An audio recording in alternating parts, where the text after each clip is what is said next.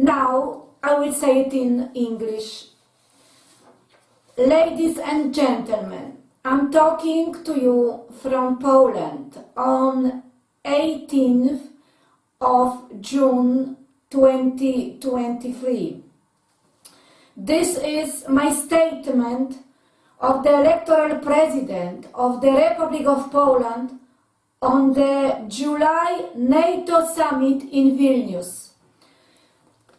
As the electoral president of the Republic of Poland, acting on behalf and in the interest of over 99% of Poles who do not have the right to run for deputies and therefore do not have their representatives in the authorities of the Polish state, I call on all participants of the NATO summit in Vilnius, which will be held on July 11-12, 2023, to immediately start peace talks with Russia and end the war in Ukraine.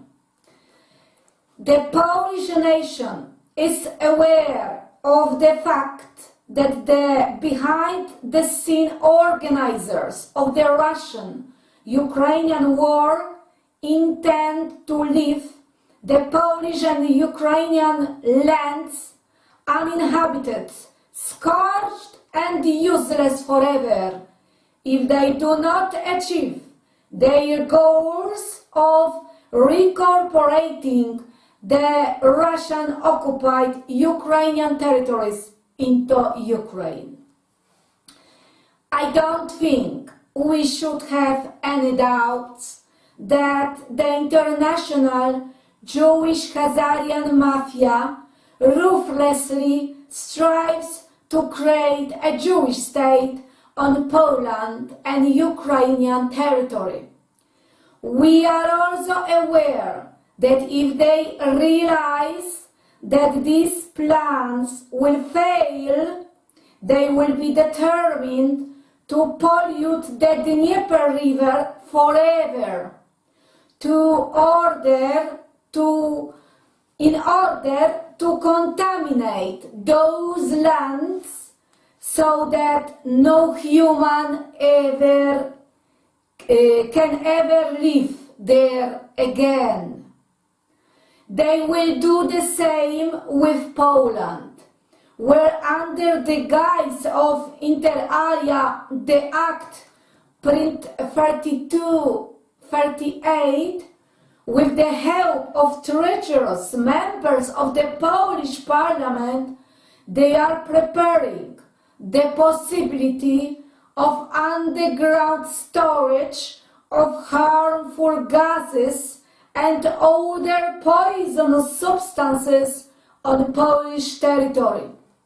Substances that can escape to the surface of the earth in any time and poison the inhabitants, people on this place. Perhaps we have already had an example of the effect of such underground waste storage, example in mines, when hundreds of tons of fish were killed on the river Oder in 2022. We can have no doubt that the Jewish Khazarian mafia, with the help of Ukrainian and Polish decision makers in power, is preparing act of genocide in order to cleanse the lands of Poland and Ukraine of indigenous people. Such actions are unacceptable. For this, they should be tried in The Hague. Meanwhile, in The Hague, only the Putin is judged. I believe that this is what NATO should focus on in order to prevent the extermination of the Polish and Ukrainian populations, since it is an organization that has in its statutes the defense of member states and now also wants to defend Ukraine. There is no doubt that both Russia and China are dangerous countries where the governments are totalitarian and human life has no value.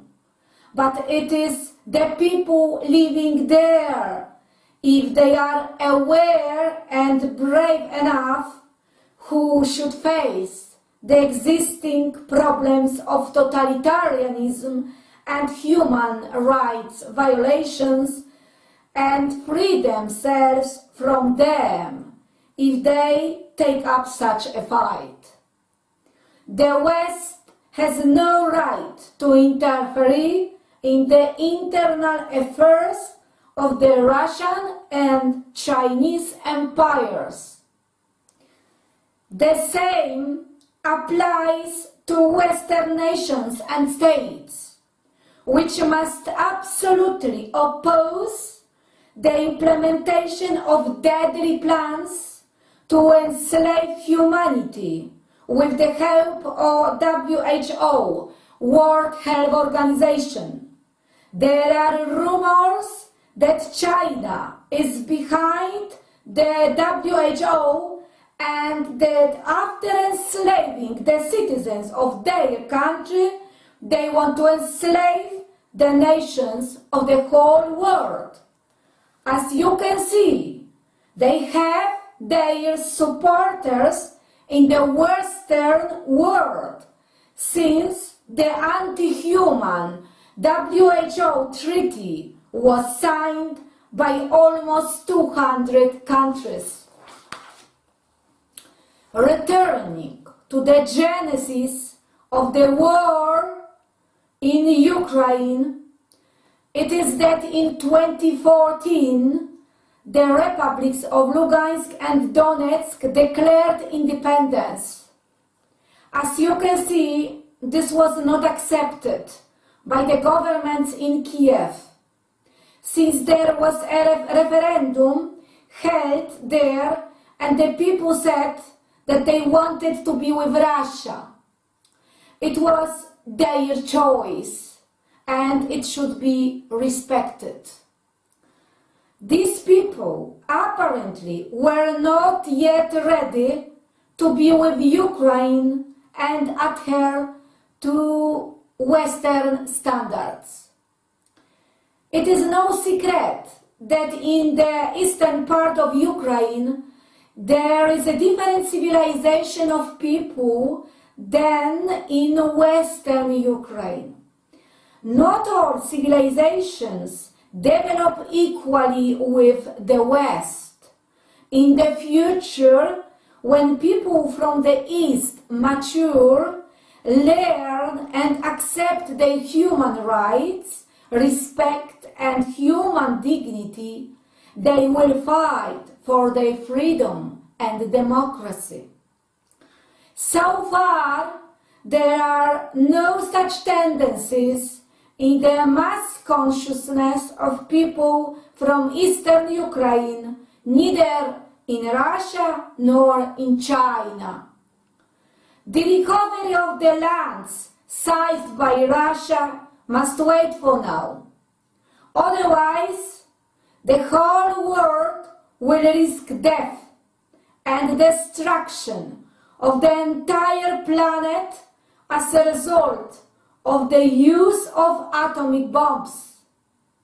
Poland is an example of a country that regained its independence after 123 years of occupation by Russia, Austria and Prussia. Russia is ready for talks. So please take up these talks and restore peace to the people. Enough of the slaughter of Ukrainian soldiers in the interests of Jewish oligarchs.